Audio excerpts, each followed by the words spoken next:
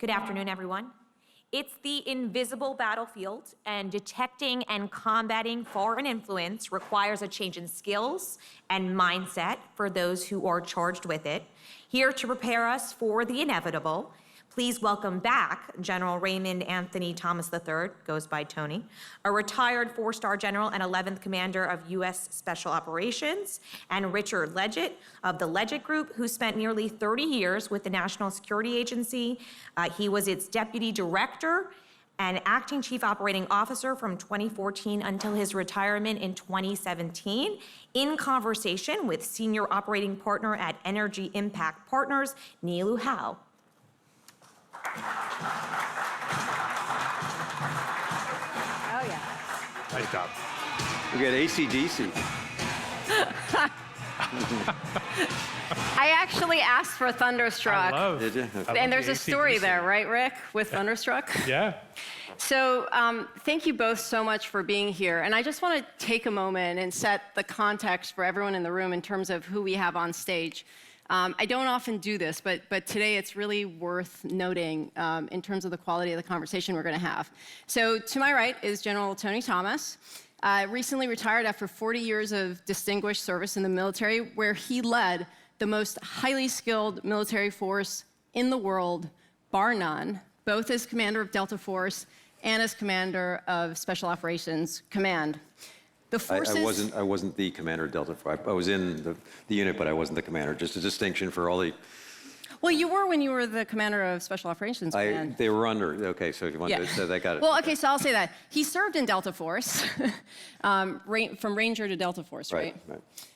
And then Special Operations Command. The military that he led fought around the world and operated in over 90 countries. So in terms of someone who has a real scope for the world, one of the best that we could have. And then Rick Ledgett, to his right, also recently retired from government, where he most recently served as deputy director of the NSA. Rick has also had an equally storied career, having both been in the military and then transitioned to civilian service. He ran threat operations at the NSA, as well as cryptological activities to discover and counter adversary cyber efforts. So between the two of them, we have the kinetic and cyber worlds covered. They led the best forces in the world in both those realms. So I just sort of sit at the intersection of national security and technology, and I'm just thrilled to be having this conversation with the two of you today. So our democracy, the foundation of our democracy is root of trust. It's trust between our citizens and the government. And when we talk about foreign influence, what it seems to me we're talking about is attacking that root of trust as a means of undermining democracy.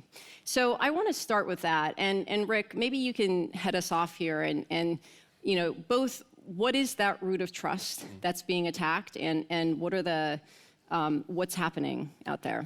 Sure. So the foundations of democracy is people trust that the government will do the right thing, all the different parts of the government, the executive branch, the judicial branch, the legislative branch. They trust in things like the military. They trust in things like leadership will do the right thing for the country. They trust in things like the courts will work the way the courts are supposed to work, with objectivity and a process that's fair and equitable. It's not perfect, far from perfect, but there's a fundamental understanding of that. Trust in the election process, and I know we're going to circle back to that later, but that we have free and fair elections. And so what our adversaries are doing is picking away at the trust in that, and they're doing it cleverly by exploiting what I believe is one of our greatest strengths, our freedom of speech, our right to freedom of speech. They're using the avenue of social media to get into the brains of the population. If you know what information warfare, information operations, your target is the brain of the decision maker. It used to be in the days of the Soviet Union, you would get to them through publishing a book with a sympathetic publisher, publishing articles in newspapers, making movies and disseminating them that were sympathetic to a point of view. What social media and the internet have done is eliminate the intermediary. And now actors can go direct to the brains of decision makers, the voters, the populace of the country, and they can do it at scale, and they can do it almost instantaneously. Now, General Thomas, many people don't know that SOCOM also does information operations. Can you tell us a little bit about the kind of information operations it does and how it relates back to this question of protecting democracy? Right. A core capability of the United States Special Operations Command suffered for a while under the unfortunate moniker of psychological operations. We were the proponent for psychological operations. Changed over recent couple of years to military information support operations. It wasn't to throw off the kind of the stink of PSYOP that wasn't as palatable, but it's a core capability. It's a core part of our function. Mostly applied recently at the tactical level, where we I think had the very tough epiphany, certainly in the living laboratory the last 19 years, that you could have the best raid, the best operation, but if you didn't own the information space, it could be completely misplayed in terms of collateral damage or any other way that the adversary wanted to spin it. So got a lot of repetitions and a lot of opportunities to synchronize it there.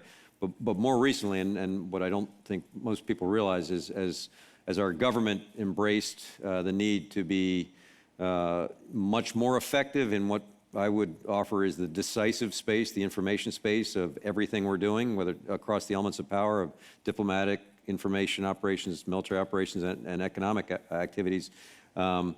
We fumbled as a government for who should lead this effort.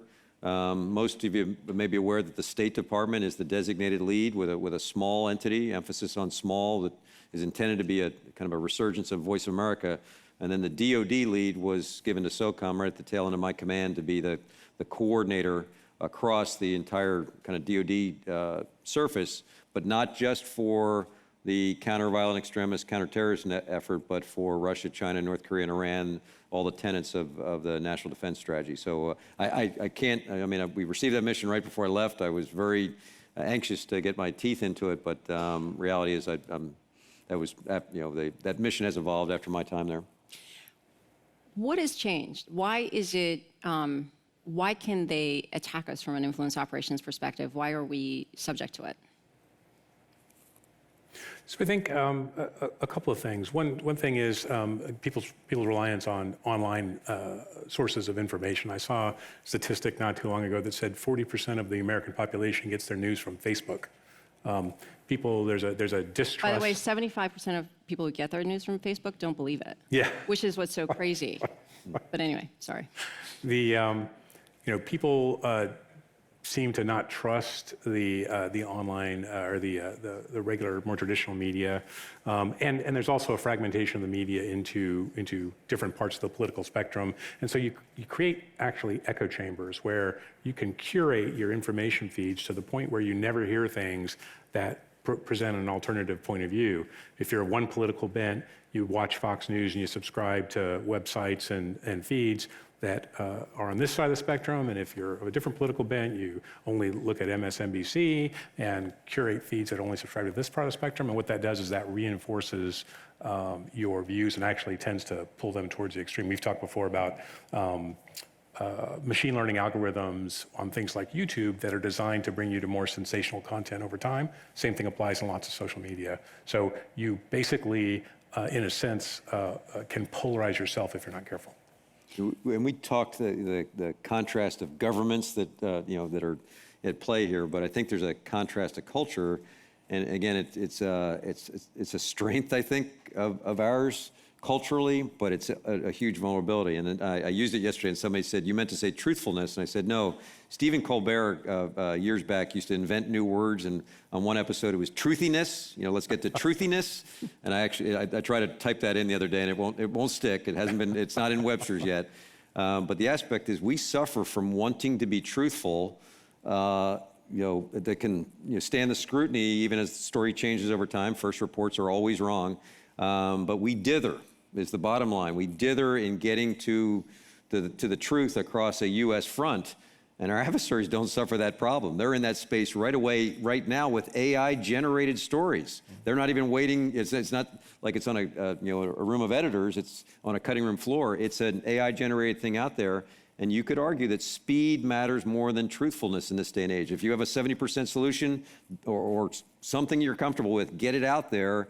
You can adapt it as it changes, and you can be truthful. This changed since my first report, but if you sit and first shot fired is by them, and then you're trying to combat in that space, the ship has sailed. You're more often than not, you'll never recover the narrative. There's also a technique that's used by some of our adversaries. The Russians are very good at this.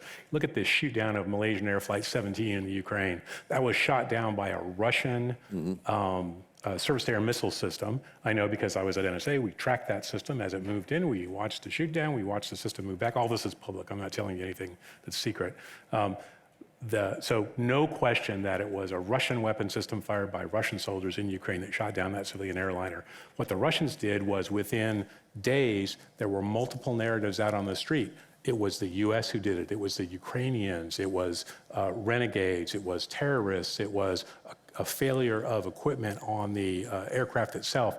All these different stories. And what happens when you have an information space where there's the truth and a bunch of other stories is the signal to noise ratio of the truth goes down.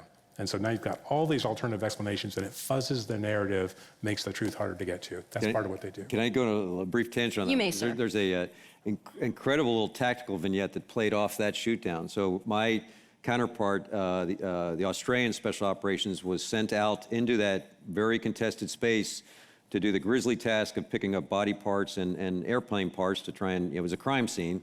But while they were out there, and my counterpart conveyed this to me, he said, I had no idea who was who in the zoo out there, ground order battle, contested space. About 3 days later, one of his enterprising young corporals walked in and said, hey, boss, here's who's around us right now. And he laid out both the Russian and the Russian paramilitary order battle that was in and around him, actively in and around him. And the Australian commander said, how in the hell did you get this? He said, oh, they're all up posting selfies on social media. And so this enterprising young kid was literally dragging it all in. And the epiphany for the Australian, which came to us as well, that we're not even mining this space. It's the rest of the iceberg. It's open source. It's a vulnerability for us. It's a vulnerability for them. Opportunity only if you avail yourself of it and then leverage it. So I'm sorry to go tactical, but it was off the same same episode that we really had a huge lesson learned. I've heard Russia's strategy being described as basically undermining any sense of objective truth, because when there is no such thing as objective truth, the biggest liar wins. And theoretically, that's Putin. But here's my question. There's sort of two schools of thought in terms of the activity that's been going on. One is this is our adversaries at their best, and the second is they're just prepping the battlefield right now. And the last few years with respect to influence operations is just the beginning, and they've learned how successful they can be, and we really haven't seen the full scope of what can happen. What do you think? I think that's actually accurate. It's widely referred to in the press as the Gerasimov doctrine. It's the former head of the Soviet or the Russian General Staff, their equivalent of the chairman of the Joint Chiefs of Staff, roughly, who wrote a paper. It actually comes from a guy named Evgeny Primakov before then that talked about the way that you weaken the will of the adversary to fight is you pull apart consensus in the population, you pull apart the agreement that you have to have in a democracy that these things are worth fighting for. And so if you fragment society, that makes them weaker. They might not actually come to the fight at all, and you win by default. And so the Russians are doing that. The Chinese are doing that as well. To us. They're both. You very eloquently said that the best liar wins in this kind of environment. I had not. I'll use that in the future, following through on that. But I have to believe. I wish I was up in under their tent to hear their thoughts and their discussions. But I have to believe that they were shocked by the naivete of the U.S. as they got into this space, that, boy, these people are gullible as hell. And they could just play in the system until we finally acknowledged, whoa, adversarial behavior. Now, and I say that only because, and it was news to me, as I became a four-star and was then involved in sessions talking about the strategic approach to Russia and China, that up till 3-4 years ago, our stated national policy was not to call them an adversary, to not essentially pick a fight where there might not have been one there. So we've only had this recent adjustment in U.S. national policy codified in our national security strategy and the national defense strategy, that they're adversaries, they're behaving badly. What do you do about it? And it's not a pass that, well, we've only been at this for 3 years. I hope that we do pick it up here in a hurry, but we've only just turned our perception or our approach to these two countries in a relatively recent time frame. So that's a great pivot into talking about their strategies. 10 years ago, we were very focused on violent extremism as our number 1 priority. Today, there's a 2+3 strategy: China, Russia, and then Iran, North Korea, and violent extremism. Can you, either one of you, walk through what, especially China and Russia, their strategies are in cyberspace, and also maybe touch on a little bit of why we made that pivot to a 2+3 strategy? So I think it's important to realize that Russia and China, when they think about cyber, it's a means to an end. It's not an end. They don't say, I'm going to go off and do cyber stuff. They're going to say, I'm going to go off and accomplish this end state, and I'm going to use all my elements of national power. I'm going to use cyber techniques. I'm going to use spies. I'm going to send assassins armed with nerve gas into the UK to kill people. I'm going to do all those different things in order to accomplish my goal. And so we tend to cut things up into little piles, and it's one of the things actually that I think inhibits our responses sometimes, is we think it was a cyber event, therefore it needs a cyber response. It was a cyber event, part of a bigger picture. We need to understand the big picture and respond across, as Tony said, all those elements of national power. I couldn't agree with you more. That the good news is that while we used to operate with an approach of, cyber almost as a fifth wheel, let's get some cyber here after the fact from a military standpoint, it's integral to everything we're doing now, so much so that there was actually a little bit of tension, good professional tension between our organizations, between what we would describe as tactical cyber operations that we would do and the absolutely strategic down through operational and tactical endeavors that the mothership was doing in terms of NSA cyber. I would offer too, and to reinforce your point, cyber, among the other tools, is solidly integrated, no gaps, no seams in their larger campaign, their longer objectives vis-a-vis the United States. They have long-term plans that in 2 cases are published. It's almost like it's only a lot of reading if you do it. But they're out there in terms of where the Chinese see this going and how the Russians see their resurgence coming back up. But we see it episodically and not as a part of a bigger scheme. And we seem to have shifted from, you sort of mentioned it took a while to even call them adversaries because of the cyber activities, shifted to a strategy of persistent engagement and persistent access. And that's a recent shift. Can you talk a little bit about that shift? Is it really happening, and is it delivering results? Sure. So persistent engagement is something that Paul Nakasone, the commander of Cyber Command, describes as his way of engaging adversaries. Because if you want to take action in cyberspace, you can't decide today that I want to take action. Now I should start looking at cyberspace and figure out where the adversary is, what kind of hardware, what kind of software, that sort of thing, how their systems work. If you do that, then you're going to have a cyber effect in 6 months or a year or 18 months, because the work that you need to do to generate that information to enable cyber operations is pretty intense. And so persistent engagement means I'm going to be in the adversary space, so I'm not waiting for them to punch me, and then 6 months later I'll punch them back. I'm going to be there and maybe even stop them from throwing the punch in the first place. So at a macro level, that's kind of what that's about. The NSA component of that is the persistent presence, which means in order to help provide intel to enable Cybercom's mission to happen, NSA needs to be in the right places ahead of time in order to provide that information. So can either of you maybe tell some stories that won't land you in jail? And also, in terms of answering the question, is it working? Yeah, I think, I don't know, Tony, do you want to? I'll start. You'll General inspire me Jen if I'll Buckner is now going, yeah. dear God, did you That's ask that question? That's right. Jen's over there going, I wonder what they're going to say. Yeah. So, We're all newly liberated. That's why we had this problem. We lived in an exclusively classified or extremely classified world, and so now you're out saying, what am I allowed to talk about? Right. But there's nobody here to regulate me. So It is working. It's been executed several times, and like anything else, the first time you do it, it's really hard and takes a ton of coordination, and it's expensive, and you provide this much input for this much output. But as Tony says, do more reps, you get better at it, and the effort goes down and the impact goes up. And so I can't really talk about any specific. And you led with I think is the major attack surface right now, and that's our election process. Yeah. So they're actively trying to get in and muck with it. And I mentioned yesterday, the number one priority, at least stated by my four-star peer, who's dual hat as the NSA Cybercom commander, was election security 2 years ago and again now.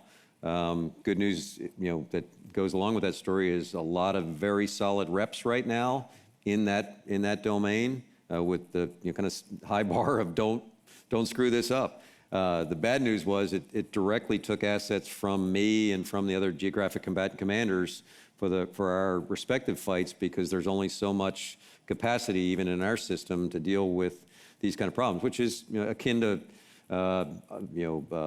surveillance assets and fires and things like that. There's a finite amount of material you can work with. I was, as you're talking about the kind of the strategic persistent engagement, my force had almost countless tactical touches with Russian formations in Syria, in the Baltics, in... You have a great story about Syria. Which one? You pick. Well, I mean, it is kind of open knowledge, open source, but did not have long legs, and I forget what was happening in the news at the time that didn't. But we actually went toe-to-toe with Russian forces February a year ago, where they came at us actively. We saw it coming. Interesting dialogue between our interlocutor and theirs, where they kept denying it was their guys. And ultimately, when we killed 300 of them, because they literally were coming at us with T-72 tanks and howitzers, good guys won in that case, and then they sheepishly called back and said, can we get a ceasefire to recover the people that are not our people? But you can imagine that in that environment, you had a tactical engagement, tanks, artillery, and our folks. You had the cyber environment that was very active, and you had high-performance airplanes all painting each other, wondering who's going to pickle a missile off first. A pretty decisive touch point in that period of time, but that was a day in the life of Syria over the last couple of years. Well, I like you both very much, so I'll stop pushing on trying to get stories out of you.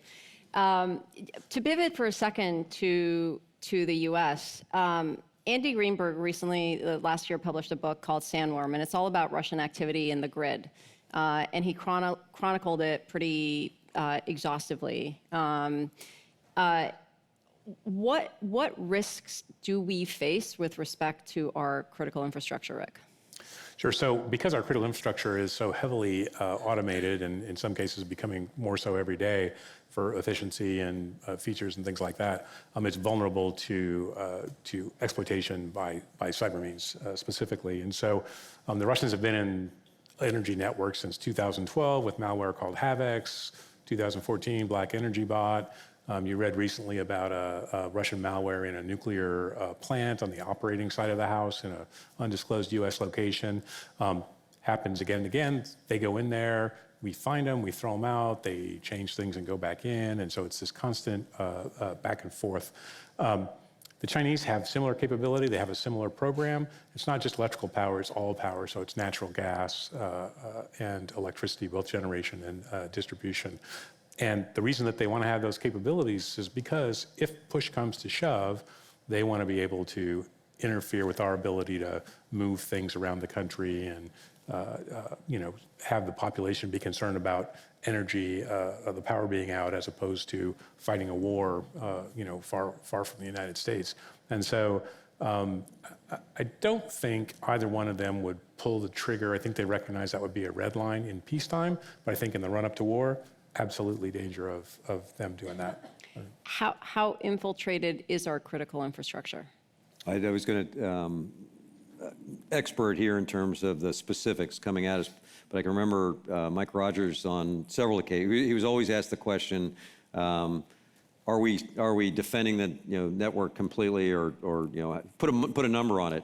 And he would be very frank in open testimony and say somewhere in the neighborhood of 90-something% we're seeing and defeating 90% of the attacks. The takeaway being not 100%. Based on the magnitude of attacks, it caused, I think, a lot of us to rock back and think, okay, they're doing their level best to defend. The good news was I think it compelled the acceptance of the need to be offensive, not just to defend everything, defend nothing. It was, so you can't sit back here and batten it all down and as infrastructure gets more and more complicated, expect to have that kind of coverage. You need to be out offensively. So it forced us to be all more offensive minded and actually start working there. One of the reasons to move to this policy of persistent engagement was there was all this activity, skirmishes below the threshold of actual war that we didn't really know exactly how to respond to. From a policy perspective, from an escalation policy perspective, from a deterrence policy perspective, are we in the right place right now? I think we're still figuring it out, and this will be close to home for you. I remember being out in the Middle East about 8 years ago. And I happen to say that we are not, and I forget the context, but we're not on a wartime footing with Iran right now. All we're doing are economic sanctions. And a senior leader from one of the countries out there said, ooh, let me rectify your perspective here. From an Iranian standpoint, he said, from an Iranian standpoint, yes, you're pressing very hard economic sanctions, which we're doing much harder right now. But you or somebody like you put Stuxnet all over their network and had ramifications into hospital systems, et cetera. And again, he wasn't saying you Americans, but he said, well, somebody did, if you want to own up to it. And then he went further and said, you or somebody like you are assassinating Iranian nuclear scientists on the street of Tehran. And at that time, we were aware that, right out of a movie scenario, but folks on motorcycles were pinpoint targeting Iranian nuclear scientists on the streets of Tehran with sticky bombs. But think of that we or someone has already pressed the lever for offensive cyber against an adversary, and you almost wonder, what do we expect in return? We want to hammer that the Iranians are doing nefarious things to us. Did we do the same to them? Did we provoke this or not? And what's the threshold where it's actually warlike? And when is it crossed over when you, and in fact, General Dunford was very eloquent about saying that, a cyber attack doesn't necessarily result in a cyber response. You don't assume that I'm just going to play nicely in a cyber, tit for tat lane. It may be you do cyber to me, kinetic, economic, combination thereof coming back at you, which again is a discussion that we're having professionally, but I don't think I don't think there's a manual that says here, attack tonight, here's how we'll respond. Yeah, I think that's right. I was going to say, on the critical infrastructure thing, one really important aspect of this is the private sector owns the overwhelming majority of their critical infrastructure. So 95% is not U.S. government owned and operated. And so there's a couple of components to that, I think, that are important. One is that makes critical infrastructure is important to national security. So if the power grid goes down, or the financial system goes down, or the telecommunication system goes down, that directly impacts the national security of the United States and the citizens of the U.S. And so the problem is that there's no real mechanism in the private sector to factor national security concerns in. They're driven, as they're publicly traded companies, they're driven by shareholder value. And so how do they factor in those national security things that don't contribute to shareholder value? And so we're actually working through an organization called the National Infrastructure Advisory Council to make recommendations on how to do that. How do you provide tax benefits or legislative relief or incentives of some kind so that the private sector critical infrastructure operators can do the right thing because they want to do the right thing. They're all well, generally there's some foreign ownership, but generally they're great Americans and they want to do the right thing for the country. They just don't have the mechanism, the wherewithal to do that. So that's one of the things we have to fix in that. So that's a great segue to one of my favorite quotes. It's a favorite recently, but the quote itself is actually pretty old, and it's by old I mean 10 years old. It's by E.O. Wilson, who is a professor of sociobiology at Harvard, and he has this quote where he says, "The problem with humanity is that we have Paleolithic brains, medieval institutions, and godlike technology. And just reflecting on that for a second, are we organized? Is our government organized to counter all this new world of foreign influence and information warfare and all the different ways that our adversaries are coming against us? No, we're not organized. And we have to drastically reorganize. And it's not palatable in this stage, and I'm fumbling with trying to find a different way to state it. But this smacks, it smells like, tastes like, looks like, the need for a Cold War-like footing with that kind of focus, that kind of coordination, where we actually accomplish something, or you're just going to have, faltering efforts relative to people that we've advertised or identified as peer competitors. It's easy to admire, and I don't think any of us do, the advantages that despotic regimes have, that they don't have interagency friction and all sorts of opinions. It's the party and the decision and the activities that are supportive of where they want to go. Not commending that we should go that way, but that's an advantage that should be at least a mirror image. That's the adversary and the advantage they have. How do we streamline our processes and procedures so we can at least move at the same speed and hopeful coherency? I completely agree. We're not organized correctly, not for cyber, not for information warfare, and I would argue not for the hybrid national security threats that we face as a nation. There's a great book called Shadow War by Jim Sciutto, who is a CNN correspondent, that talks about the things that Russia and China are doing that come from different places, but that look the same on the receiving end in the U.S. across the cyber domain, across the information domain, and also in the subsurface domain, which we haven't talked about much.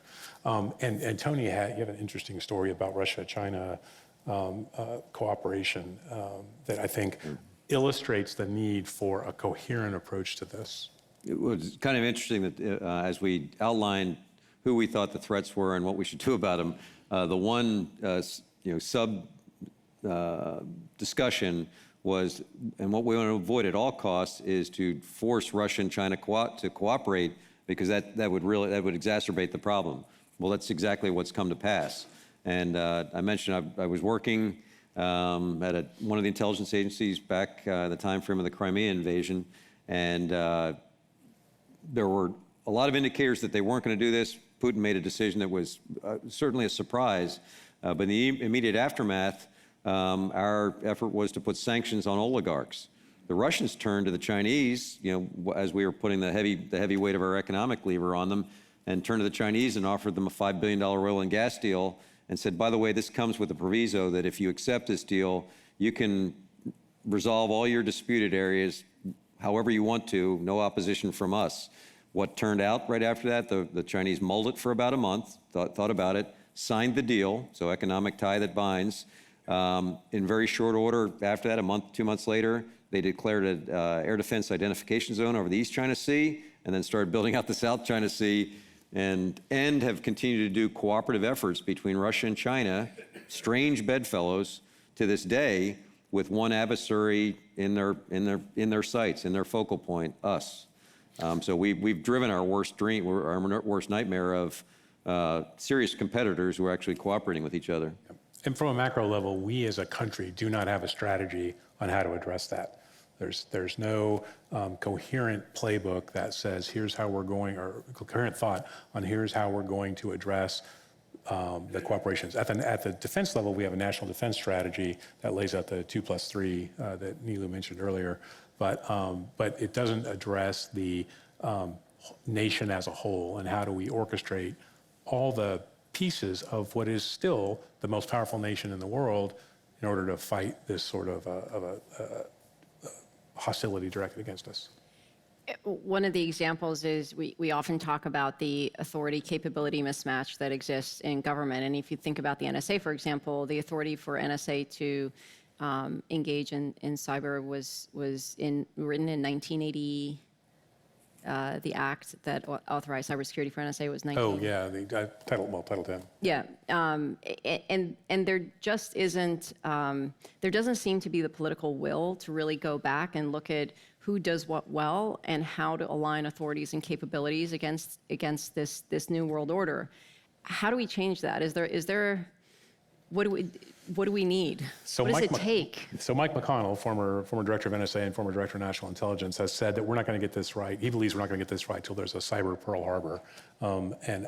There's a long history of the U.S. ignoring problems until something catastrophically bad happens and then taking action to fix them after the fact. I hope he's not right, but I fear he might be, because the fundamental issues are there is a mismatch between capabilities and authorities in the U.S. government, and you can't have a coherent discussion about it because it turns into a Rice Bowl discussion. DHS versus DOD. So all the capabilities in the government, well, like 90% of them, are in the DOD, in the components of NSA, Cyber Command, Special Operations Command in this space. There's a little bit in FBI, there's a little bit in CIA, there's very little bit in DHS. DHS has all the authorities, well, not all the authorities, most of the authorities you need to do things.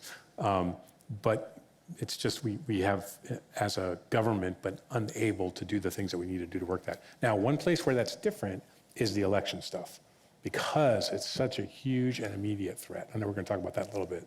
So, but Well, I'm trying that's to a keep bright everyone to spot. stay to the end. So the public service announcement is we'll talk about election security in a couple minutes and wrap up with that, because I do think it's critically important, and especially after yesterday on everyone's mind. But as you look at this, and as we become, as we persistently engage, as we become more proactive in cyberspace in the kinetic world, as we develop the will to do things like take out General Soleimani, which wasn't the first time we thought about him, but there was the will to take him out. The second order effects, the third order effects, are going to be against private sector and against our businesses, and to some extent against our people. That's what the foreign influence campaign is, to a large extent. What is the obligation that private sector has in this new world? Yeah, I have mentioned it a few times in different contexts, but the need for not private sector engagement, that's a softball. Private sector investment into our activities. So a little bit of a flip maybe on the paradigm. And as one who was one of several commands that was chasing and trying to keep up with the pace of technology in the Valley, in Austin, and Boston, couldn't get there, and have encouraged private companies, please get under our tent. We'll accept the risk. Here are the problems we're trying to solve. Help us be innovative and, more importantly, effective going forward. We really need that commitment. Now, I'm not going to go into specifics. It might get personal with some here, but it has challenged some of our companies, some of our major companies, because conceptually they're all with us. Until you ask for practical commitment, and you can pick some of the efforts that have faltered along, or that we've watched where companies have blinked, where American values were in play, and because they are in fact international companies, they've taken a knee. They've not represented the extension of our campaign plan, the extension of our values and our national objectives. They have kowtowed to the almighty shareholder, and that's going to be the litmus test for a lot of the global companies going forward. That when we're asking for your partnership, it's all in. You certainly can't be giving the adversary a benefit that you're precluding us from leveraging, which has been the case with a couple of companies. And you mentioned critical infrastructure. Again, they're right there on the, that second order effect is coming against financial services, it's coming against the Section 9 companies, against our utilities. What do they need to do? What do we need to do to enable them? So a couple of things. One thing that we need to do is make sure they understand the threat at a sufficiently granular level of detail. And so what we've been doing is bringing CEOs in and briefing them at the classified level. Read them on for a day, give them the high-level threat briefing that says, here's what the bad guys are actually planning to do, and actually in some cases doing, that you won't read about in the paper. And that is usually a pretty eye-opening thing for them. Second thing is they need to go back and we've asked them to go back and make a commitment to take this seriously and see what they can do and orchestrate their efforts. And again, most of them have said, I want to do that. Can you help me with the public company aspects of it? One of the interesting examples of, if you talk about sort of public-private failure is with respect to 5G and how we, as the U.S., lost our seat at that table. We walked away from it. We didn't help our private enterprises get there. So as we look at these next waves of technology, or even as we look at 5G, but beyond that, and we look at quantum, we look at AI, how do we make sure that doesn't happen again? Yes, there's a pretty robust ecosystem out there in quantum, from including government investment, private sector investment. I think we're okay there, given that quantum is still a science project. You know, Google's claims to quantum dominance notwithstanding, the only application for a quantum computer right now is breaking symmetric or public key by going after the key generation program. And to do that, you need a couple of million coherent qubits. I think state of the art now is 56 or 58. So science project. It's not an engineering problem yet. So you know, the National Academy of Sciences said in a consensus report, we're a decade away from that, having a workable, cryptographically relevant quantum computer. So lots of efforts going on in there, and we're one of several nations doing that.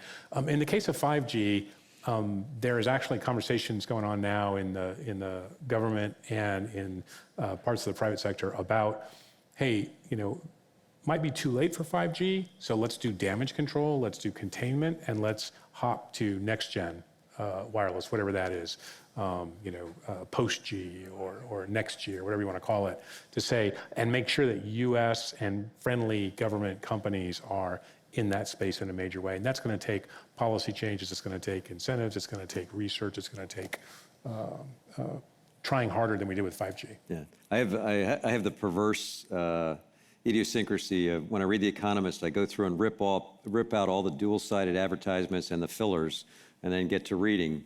But I was humored, and I don't know why I took note, other than as it pertains to this conversation, that the last 4 or 5 editions of The Economist, and it may have preceded that, have 2-page ads from Huawei talking about the cuddly bear that is Huawei that unites the world and all.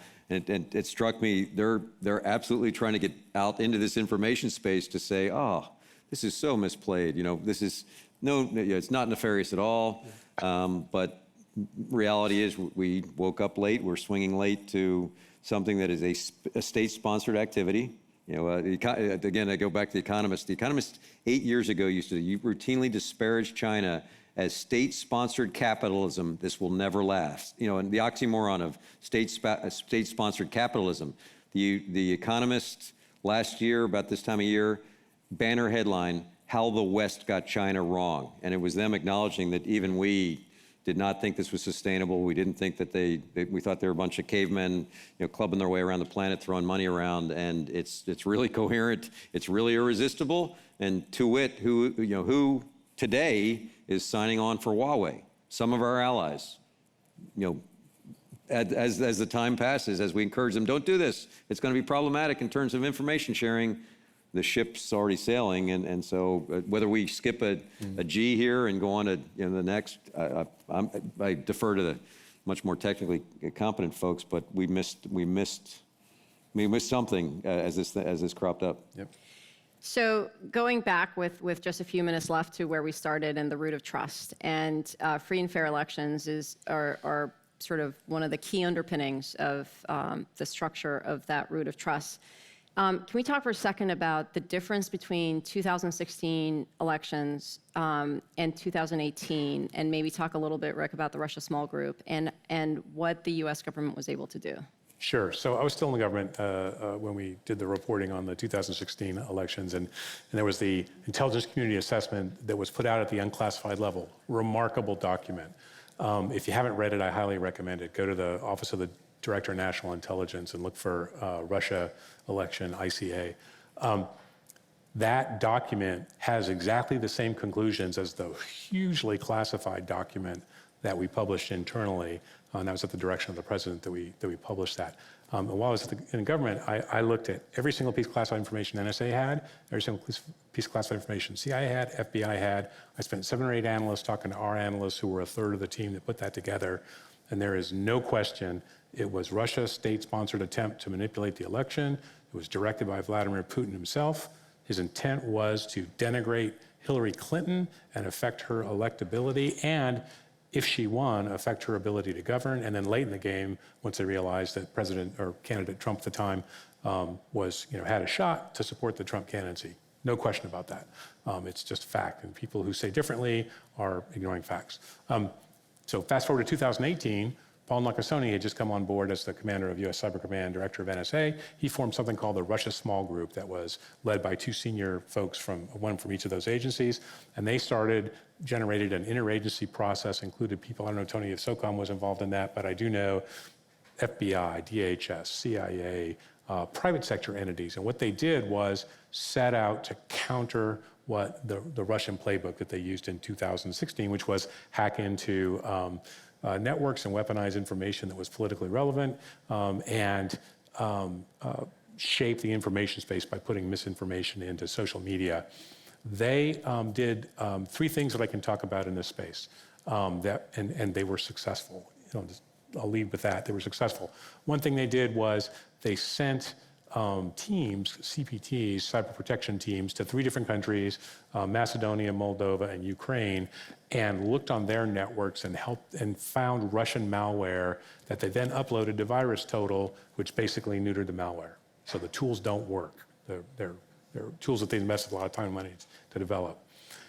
You read in the press that they messaged some of the guys in the Internet Research Agency that were doing the misinformation, disinformation on social media, and said, "Hey, you ever want to leave Russia?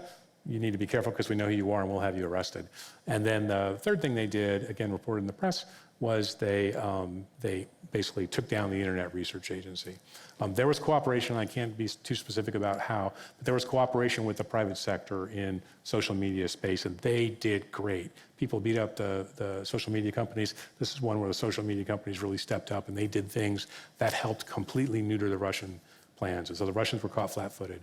They've learned from that. We've learned from that. 2020 people are working right now. They've been working since 2018, but to interrupt Russia's attempts to do the same thing in the 2020 election because the Russians want to achieve the same kind of effect they did in 2016. And there are a lot of people working really hard across government and the private sector to make sure they don't.